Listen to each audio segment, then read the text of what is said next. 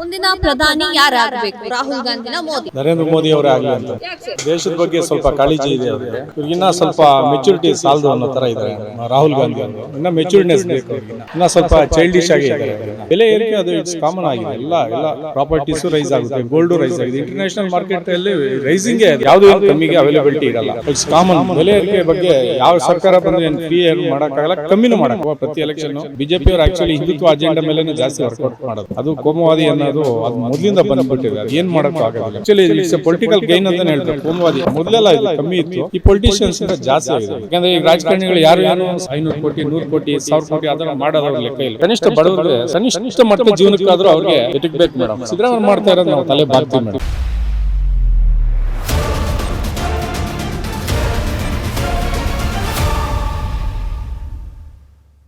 ಓಕೆನಾ? ನಮಸ್ತೆ ಸರ್. ಮುಂದಿನ ಪ್ರಧಾನಿ ಯಾರಾಗಬೇಕು? ರಾಹುಲ್ ಗಾಂಧಿನ ಮೋದಿ ಅವರ? ನರೇಂದ್ರ ಮೋದಿ ಅವರೇ ಆಗಲಿ ಅಂತ ಮೇಡಮ್. ಯಾಕೆ ಸರ್? ದೇಶದ ಬಗ್ಗೆ ಸ್ವಲ್ಪ ಕಾಳಜಿ ಇದೆ ಅವರಿಗೆ. ಇನ್ನ ಸ್ವಲ್ಪ ಮೆಚುರಿಟಿ ಸಾಲದು ಅನ್ನೋ ಥರ ಇದ್ದಾರೆ ರಾಹುಲ್ ಗಾಂಧಿ ಅವರು. ಇನ್ನು ಮೆಚುರಿಟಿನೆಸ್ ಬೇಕು ಅವ್ರಿಗಿನ್ನ.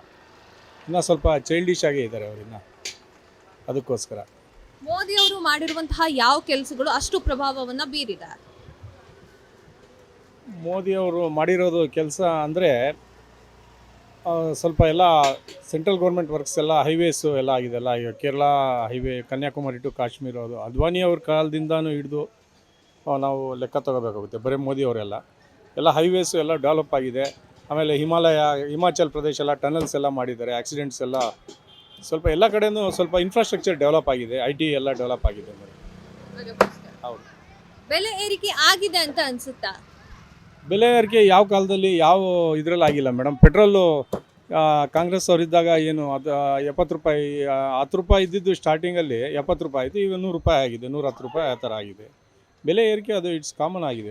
ಎಲ್ಲ ಪ್ರಾಪರ್ಟೀಸು ರೈಸ್ ಆಗುತ್ತೆ, ಗೋಲ್ಡು ರೈಸ್ ಆಗಿದೆ. ಇಂಟರ್ನ್ಯಾಷನಲ್ ಮಾರ್ಕೆಟಲ್ಲಿ ರೈಸಿಂಗೇ ಅದು.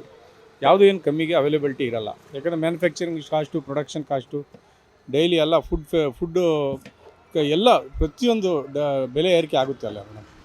It's common. ಬೆಲೆ ಏರಿಕೆ ಬಗ್ಗೆ ಯಾವ ಸರ್ಕಾರ ಬಂದರೆ ಏನು ಫ್ರೀ ಮಾಡೋಕ್ಕಾಗಲ್ಲ, ಕಮ್ಮಿನೂ ಮಾಡೋಕ್ಕಾಗಲ್ಲ. ಇಂಟರ್ನ್ಯಾಷನಲ್ ಮಾರ್ಕೆಟ್ ಮೇಲೇ ನಾವು ಪೆಟ್ರೋಲ್ ಎಲ್ಲ ಬ್ಯಾರಲ್ ಮೇಲೆ ತಗೊಳ್ಳೋದಲ್ಲ ಕನ್ಸಿಡ್ರೇಷನು, ಗೋಲ್ಡು ಎಲ್ಲ. ಅದಕ್ಕೋಸ್ಕರ ಬೆಲೆ ಏರಿಕೆ ಸಾಮಾನ್ಯ. ಅದು ರಾಮ ಮಂದಿರ ಅಂದರೆ ಅದು ಮೊದಲು ಇದ್ದಿತ್ತು ಅಂತ ಹೇಳಿದ್ದಾರೆ. ಕೋರ್ಟಲ್ಲಿ ಆರ್ಡ್ರ್ ಆಗಿದೆ ಅಲ್ಲ ಅದು ರಾಮ ಮಂದಿರ ಅಂತ. ಅದಕ್ಕೋಸ್ಕರ ಅದು ಕಟ್ಟೋದ್ರಲ್ಲಿ ತಪ್ಪೇನಿದೆ ಅಂತ ನಾವು ಹೇಳ್ತೀವಿ. ಅದು ಬಾಬ್ರಿ ಮಸೀದಿಗೂ ಬೇರೆ ಜಾಗ ಸಬ್ಸ್ಟಿಟ್ಯೂಟ್ ಮಾಡಿ ಕೋರ್ಟಲ್ಲಿ ಆರ್ಡರ್ ಆಗಿದೆ. ಅದು ಇಟ್ಸ್ ಕೋರ್ಟ್ ಆರ್ಡ್ರ್. ಅದಕ್ಕೋಸ್ಕರ ಅದ್ರ ಬಗ್ಗೆ ಏನು ಮಾತಾಡೋಕ್ಕೆ ನಾವು ಇದು ಮಾಡಲ್ಲ. ಅದು ಎಲೆಕ್ಷನ್ ಗಿಮಿಕ್ಕು ಅಂತಲೂ ಹೇಳೋಕ್ಕಾಗಲ್ಲ. ಯಾಕಂದರೆ ಇವರೇ ಮಾಡ್ಬೋದಿತ್ತಲ್ಲ, ಯಾರೇ ಆಗಲಿ. ಅವರು ಹಿಂದುತ್ವ ಅಂತ ಒಂದು ಅಜೆಂಡಾ ಇಟ್ಕೊಂಡೆ ಅವರು ಫೈಟ್ ಮಾಡ್ತಾಯಿದ್ರು. BJP ಅವರು ಆ್ಯಕ್ಚುಲಿ ಹಿಂದುತ್ವ ಅಜೆಂಡಾ ಮೇಲೇ ಜಾಸ್ತಿ ವರ್ಕೌಟ್ ಮಾಡೋದು. ಯಾವ ಪ್ರತಿ ಎಲೆಕ್ಷನ್ನು ಯಾವುದೇ ಬರಲಿ ಅವರು ಹಿಂದುತ್ವ ಅಜೆಂಡಾನೇ ಅವರು ಇದು ಮಾಡೋದು. ಅದಕ್ಕೋಸ್ಕರ ಮೋದಿ ಅವರಿಗೆ ಕೆಲವೊಂದು ವಿಚಾರಗಳಲ್ಲಿ ಸೈಲೆಂಟ್ ಆಗಿಬಿಡ್ತಾರೆ. ಮೋದಿ ಅವರು ಪ್ರತಿಕ್ರಿಯೆಯನ್ನು ನೀಡೋದಿಲ್ಲ ಅಂತ ಹೇಳ್ತಾರೆ. ಇನ್ನು ಕೆಲವೊಂದಿಷ್ಟು ಜನ ಮೋದಿ ಅವ್ರನ್ನ ಕೋಮುವಾದಿ ಅಂತಲೂ ಕರೀತಾರೆ. ಇದ್ರ ಬಗ್ಗೆ ಏನು ಮಾತಾಡೋಕ್ಕೆ ಇಷ್ಟಪಡ್ತೀರಾ? ಮೇಡಮ್, ಇದು ಇಂಡಿಯಾ ಪಾಕಿಸ್ತಾನ ಸಪ್ರೇಟ್ ಆದಾಗ ಕೂಡ ಕೋಮುವಾದಿ ಕಾಲ ಅವಾಗಿಂದನೂ ಇದೆ. ಅವಾಗೂ ಹಿಂದೂಗಳು ಹತ್ಯೆ ಆಗಿದ್ದಾರೆ, ಪಾಪ ಮುಸ್ಲಿಮ್ಸ್ ಹತ್ಯೆ ಆಗಿದ್ದಾರೆ, ಎಲ್ಲ ಜಾತಿಗಳವರು ಹತ್ಯೆ ಆಗಿದ್ದಾರೆ. ಅದು ಕೋಮುವಾದಿ ಅನ್ನೋದು ಅದು ಮೊದಲಿಂದ ಬಂದುಬಿಟ್ಟಿದೆ. ಅದು ಏನು ಮಾಡೋಕ್ಕೂ ಆಗೋದಿಲ್ಲ ಮೇಡಮ್. ಏಕೆಂದರೆ ಅದು ಚೇಂಜ್ ಮಾಡೋಕ್ಕೆ ಆಗೋದಿಲ್ಲ. ಅವ್ರವ್ರಿಗೆ ಅರಿವು ಆಗಬೇಕಷ್ಟೇ. ಅದು ಆ್ಯಕ್ಚುಲಿ ಪೊಲಿಟಿಕಲ್ಸು ಇದನ್ನ ಸ್ವಲ್ಪ ಸಬ್ಸ್ಟಿಟ್ಯೂಟ್ ಮಾಡ್ಕೊಳ್ತಾರೆ, ಇದನ್ನ ವರ್ಕೌಟ್ ಮಾಡ್ಕೊಳಕ್ಕೆ ನೋಡ್ತಾರೆ. ಜಾತಿ ಭೇದ ಮಾಡಿ, ಜಾತಿ ವಿಂಗಡಣೆ ಮಾಡಿ, ಏನೋ ಒಂಥರ ಮಾಡಿ ಅವ್ರಿಗೆ ಮೈಂಡಲ್ಲಿ ಸೃಷ್ಟಿ ಮಾಡಿಬಿಟ್ಟಿದ್ದಾರೆ. ಮೊದಲೆಲ್ಲ ಇದು ಕಮ್ಮಿ ಇತ್ತು, ಈ ಪೊಲಿಟಿಷಿಯನ್ಸಿಂದ ಜಾಸ್ತಿ ಆಗಿದೆ ಮೇಡಮ್. ಅವ್ರಿಗೋಸ್ಕರ ಅವರು ಗೈನ್ ಮಾಡ್ಕೊಳ್ಳೋದಕ್ಕೋಸ್ಕರ actually it's a political gain ಅಂತಲೇ ಹೇಳಬೇಕು. ಕೋಮುವಾದಿ ಇವರು ಒಂದು ಪ್ರಬಲವಾದ ಕೋಮಿಗೆ ಇವ್ರು ಸಪೋರ್ಟ್ ಮಾಡ್ತಾರೆ ಕಾಂಗ್ರೆಸ್ ಅವರು. ಹಾಗೆ BJP ಅವರು ಒಂದು ಪ್ರಬಲವಾದ ಕೋಮಿಗೆ ಇವರು ಸಪೋರ್ಟ್ ಮಾಡ್ತಾಯಿದ್ದಾರೆ.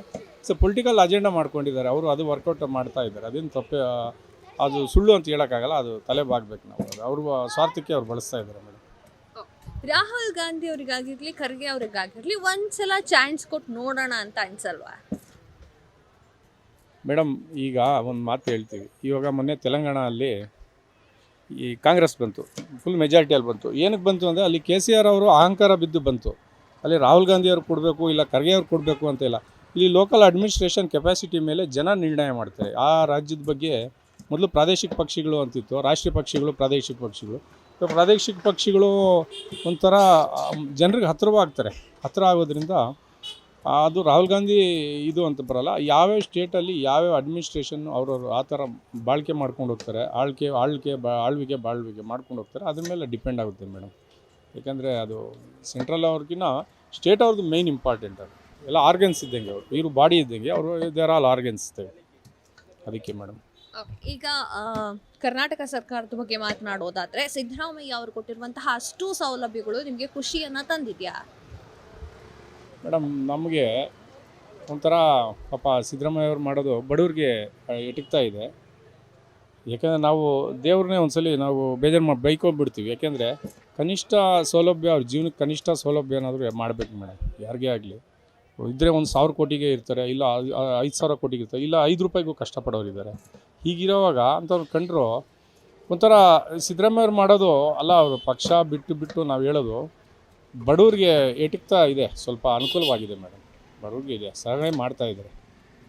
ಅದು ಇವರೇ ಮಾಡ್ಬೋದಿತ್ತಲ್ಲ, ಇವರು ಸಹಾಯ ಮಾಡ್ಬೋದು. ಇವಾಗ ತೆಲಂಗಾಣಲ್ಲೂ ಫ್ರೀ ಗೌರ್ಮೆಂಟ್ ಬಸ್ಸಸ್ ಅಂತ ಬಿಟ್ಟಿದ್ದಾರೆ, ತಮಿಳ್ನಾಡಲ್ಲಿ ಬಿಟ್ಟಿದ್ದಾರೆ. ಇವರು BJP ಸರ್ಕಾರ ಇದ್ದಾಗೂ ಬಿಡಬೇಕಾಗಿತ್ತು. ಏನೋ ಒಂದು ಬಡವ್ರಿಗೆ ಎಟಕಬೇಕು ಮೇಡಮ್, ಬಡವ್ರ ಕೈ ಸ್ಪಂದಿಸಬೇಕು. ಯಾಕಂದರೆ ಈಗ ರಾಜಕಾರಣಿಗಳು ಯಾರು ಏನು 1,000 ಕೋಟಿ ಕಮ್ಮಿ ಏನೂ ಆಗಲ್ಲ, 500 ಕೋಟಿ 100 ಕೋಟಿ 1,000 ಕೋಟಿ ಆ ಥರ ಮಾಡೋದು ಅವ್ರ ಲೆಕ್ಕ ಇಲ್ಲ. ಕನಿಷ್ಠ ಬಡವ್ರಿಗೆ ಸೌಲಭ್ಯ, ಕನಿಷ್ಠ ಮಟ್ಟ ಜೀವನಕ್ಕಾದರೂ ಅವ್ರಿಗೆ ಎಟಕಬೇಕು ಮೇಡಮ್. ಸಿದ್ದರಾಮಯ್ಯ ಮಾಡ್ತಾ ಇರೋದು ನಾವು ತಲೆ ಬಾಗ್ತೀವಿ ಮೇಡಮ್. ನಾವು ತಲೆ ಬಾಗ್ತೀವಿ, ರಾಜಕೀಯವಾಗಿ ತಗೊಳ್ಳಲ್ಲ, ಬಟ್ ನಾವು ತಲೆ ಬಾಗ್ತೀವಿ, ಅದು ಒಪ್ಪಿಗೆ ಕೊಡ್ತೀವಿ. ಓಕೆ ಸರ್, ಇವಾಗ ಯಾರೇ ಪ್ರಧಾನಿ ಆದರೂ ಕೂಡ ಒಂದು ಎಕ್ಸ್ಪೆಕ್ಟೇಷನ್ ಇರುತ್ತೆ. ಎಜುಕೇಷನ್ಗೆ ಮಾಡಬೇಕು ಅಥವಾ ಹಾಸ್ಪಿಟಲ್ ಬಗ್ಗೆ ಮಾತಾಡಬೇಕು, ಏನೋ ಒಂದು ಮಾಡಬೇಕು ಪ್ರಧಾನಿ ಅವರು ಅನ್ನುವಂಥದ್ದು ಇದ್ದೇ ಇರುತ್ತೆ. ನಿಮ್ಗೇನು ಎಕ್ಸ್ಪೆಕ್ಟೇಷನ್ ಇದೆ ಪ್ರಧಾನಿ ಅವರಿಂದ? ಮೇಡಮ್, ನಮಗೆ ಎಕ್ಸ್ಪೆಕ್ಟೇಷನು ಈ ಥರ ಫ್ರೀ ಕೊಡೋದು ಬೇಡ. ಕನಿಷ್ಠ ಇದು BPL ಎಬೋ ಪಾರ್ಟಿ BPL ಅಂತ ಕನ್ಸಿಡರ್ ಮಾಡಿ ಮೊದಲು ಅವ್ರಿಗೆ ಮಾಡಲಿ ಮೇಡಮ್. ಸ್ವಲ್ಪ ಸೌಕರ್ಯ ಮಾಡಲಿ. ಪಾಪ ಕನಿಷ್ಠ ಮಟ್ಟದಲ್ಲಿ ಜೀವನ ಮಾಡ್ತಾ ಇದ್ದಾರೆ ಮೇಡಮ್. ಆ ಕೆಲವರು ಕೂಲಿ ಮಾಡೋರು, ಗಾರೆ ಕೆಲಸ ಮಾಡೋರು 1 ವರ್ಷ 2 ವರ್ಷ ಮಕ್ಕಳು ಅಲ್ಲಿ ಆ ಸಿಮೆಂಟ್ ಧೂಳಲ್ಲಿ ಆ ಬಿಸಿಲಲ್ಲಿ ಗಾರೆ ಕೆಲಸ ಮಾಡೋರೆಲ್ಲ ನೋಡಿದ್ರೆ ಕಣ್ಣಲ್ಲಿ ನೀರು ಬರುತ್ತೆ. ಬಟ್ ಅಂಥವ್ರಿಗೆ ಕನಿಷ್ಠ ಮಟ್ಟದ ಒಂದು ಸೌಲಭ್ಯ ಆಗಲಿ, ಇಲ್ಲ ಅವ್ರ ಹೆಸರಲ್ಲಿ ಏನಾದರೂ ಒಂದು ಡಿಪಾಸಿಟ್ ಮಾಡಿ ಅದರಿಂದ ಏನಾದರೂ ಒಂಥರ ಮಂತ್ಲಿ ಇಷ್ಟು ಬರೋ ಥರ ಮಾಡಲಿ, ಏನೋ ಒಂದು ಮಾಡಲಿ ಅಂತ ಒಂದು ನಮಗೊಂದು ಕೋರಿಕೆ ಇದೆ. ಮನವಿ ಯಾರೇ ಆಗಲಿ ಮೇಡಮ್, ಪ್ರಧಾನಿ ಅದೊಂದು ಮಾಡಲಿ ಮೇಡಮ್. ಕನಿಷ್ಠ ಮಟ್ಟ ಬಡವ್ರಿಗೆ ಒಂದು ಸಹಾಯ. ಲಾಸ್ಟ್ ಕ್ವಶನ್ ಸರ್, ಈಗ 18 ವರ್ಷ ತುಂಬಿರುತ್ತೆ, 19 ವರ್ಷಕ್ಕೆ ಬಂದಿರ್ತಾರೆ. ಇವಾಗ ಏನು ಲೋಕಸಭಾ ಎಲೆಕ್ಷನ್ ಬಂತು, ನಾವು ಒಂದು ಓಟ್ ಹಾಕೋಣ ಅಂತ ಅಂದ್ಕೊಂಡಿರ್ತಾರೆ. ಆ ಯುವ ಜನತೆಗೆ ಏನು ಹೇಳೋಕೆ ಇಷ್ಟಪಡ್ತೀರಾ? ಮೇಡಮ್, ನಾನು ಇವತ್ತು ಮನೆಯಲ್ಲಿ ಮಾತಾಡುವಾಗ ಒಂದು ಮಾತಂದೆ, ಈ ರಿಸರ್ವೇಷನ್ ಅಂತ ಬಂದು ಸರ್ಕಾರಿ ಎಲ್ಲ ಸೌಲಭ್ಯಗಳಲ್ಲೂ ರಿಸರ್ವೇಷನ್ ಅದು ಬಂದುಬಿಟ್ಟು ಜಾಸ್ತಿ ಜನ ಸ್ವಲ್ಪ ಮೇಲ್ವರ್ಗದ ಜಾಸ್ತಿ ಸ್ವಲ್ಪ ವಂಚಿತರಾಗ್ತಾ ಇದ್ದಾರೆ. ಆದ್ದರಿಂದ IT-BT ಬಂದು ಏನಿದೆ IT-BT ಇದು ಎಲ್ಲ ಬಂದು ಸಿವಿಲ್ಲು ಕನ್ಸ್ಟ್ರಕ್ಷನ್ನು, ಸಿವಿಲ್ ಇನ್ಫ್ರಾಸ್ಟ್ರಕ್ಚರ್ ಎಲ್ಲ ಬಂದು ಅದರಲ್ಲಿ ಯಾವುದೇ ರೀತಿ ಕ್ಯಾಟಗರಿ ರಿಸರ್ವೇಷನ್ ಇಲ್ಲ. ಇದೇ ರೀತಿ ಒಂದು ವೇಳೆ ಅದು ಏನಿದೆ ಅದು ರಿಸರ್ವೇಷನ್ ಗೌರ್ಮೆಂಟಿಂದ ಇರೋದನ್ನು ಅದೇನು ಮಾರ್ಪಾಡು ಮಾಡೋಕ್ಕಾಗಲ್ಲ, ಅದು ಸಂವಿಧಾನ ಆಗಿಬಿಟ್ಟಿದೆ. ಈ ಇನ್ಫ್ರಾಸ್ಟ್ರಕ್ಚರು IT-BT ಇನ್ಫ್ರಾಸ್ಟ್ರಕ್ಚರ್ಸು ಅದು ಸ್ವಲ್ಪ ಬೆಳವಣಿಗೆ ಆದರೆ ಯುವಕರಿಗೆ ತುಂಬ ಮಟ್ಟದಲ್ಲಿ ಪ್ರಾಧಾನ್ಯತೆ ಸಿಗುತ್ತೆ ಮೇಡಮ್. ಆಮೇಲೆ ಕೆಲವು ಸಬ್ಜೆಕ್ಟ್ಸ್ ತೆಗೆಸ್ಬಿಡಬೇಕು ಮೇಡಮ್. ಏನಿದು ಟೆಕ್ನಿಕಲ್ ಸಬ್ಜೆಕ್ಟ್ ಮಾತ್ರ ಯೂಸ್ ಮಾಡಬೇಕು. ಕೆಲವು ಆರ್ಟ್ಸು ಕಾಮರ್ಸ್ ಅದೇನು ಉಪಯೋಗ ಅಂತಲೂ ಗೊತ್ತಿಲ್ಲ. ಎಲ್ಲರೂ ಯಾವ ರೀತಿ ಅಂದರೆ ಏನೋ ಒಂದು ಉದ್ಯೋಗ ಸಿಗೋ ಅಂಥದ್ದು ಒಂದು ಉದ್ದೇಶ ಇಟ್ಕೊಂಡು ಆ ಥರ ವಿದ್ಯೆ ಕೊಡಲಿ. ಆಮೇಲೆ ಗಿಡ ನೆಡೋ ಮರನೇ ಆಗಲಿ, ಒಂದು ಹಣ್ಣು ಕಾಯಿ ಬಿಡೋ ಥರ ಇರಲಿ ಮೇಡಮ್. ಯಾಕಂದರೆ ಪ್ರಾಣಿ ಪಕ್ಷಿಗಳು ತಿನ್ನಬೇಕಲ್ಲ ಮೇಡಮ್. ಆ ಕೋತಿಗಳು ಆ ರೋಡ್ ಪಕ್ಕದಲ್ಲಿ ಕಾಯೋದು ಅದು ಎಲ್ಲ ಮನುಷ್ಯರದೇ ಅಲ್ಲ, ಪ್ರಾಣಿ ಪಕ್ಷಿಗಳು. ಅವು ನಮ್ಮ ದೇಶವೇ, ಅವನ್ನ ಬೇರೆ ದೇಶ ಅಂತ ಕನ್ಸಿಡರ್ ಮಾಡೋಕ್ಕಾಗಲ್ಲ. ಯಾವುದೋ ಒಂದು ಗಿಡ ನೆಡೋ ಉದ್ದೇಶನೇ ಇಲ್ಲಿ. ಒಂದು ನೇರಳೆ ಹಣ್ಣು, ಚೇಪೆ ಹಣ್ಣು, ಏನೋ ಒಂದು ಹಣ್ಣು ಎಷ್ಟೇ ಜನ ಕಿತ್ಕೊಂಡು ತಿಂದರೂ ಉಳಿಯೋಷ್ಟು ನಡಿಬೋದು ಮೇಡಮ್. ಫಾರೆಸ್ಟ್ ಅವ್ರಿಗೂ ಒಂದು ಸಲಹೆ ಕೊಡಬೇಕು. ಯಾಕಂದರೆ ಅವನು ಪ್ರಾಣಿ ಪಕ್ಷಿ ಗಿಳಿ ಕಾಗೆ ಏನೇ ಪರಿವಾಳ ಏನೋ ಒಂದು ತಿನ್ನೋ ಅಂಥದ್ದು ಒಂದು ಎಲ್ಲ ಯುವಕರ ಜೊತೆ ಎಲ್ಲ ಕನ್ಸಿಡರ್ ಮಾಡಿಕೊಂಡು ಬೆಳಿಬೇಕು ಮೇಡಮ್. ಅದು ಆ ಥರ ಆಗಲಿ ಅಂತ ಅನುಕೂಲ ಅಷ್ಟೇ.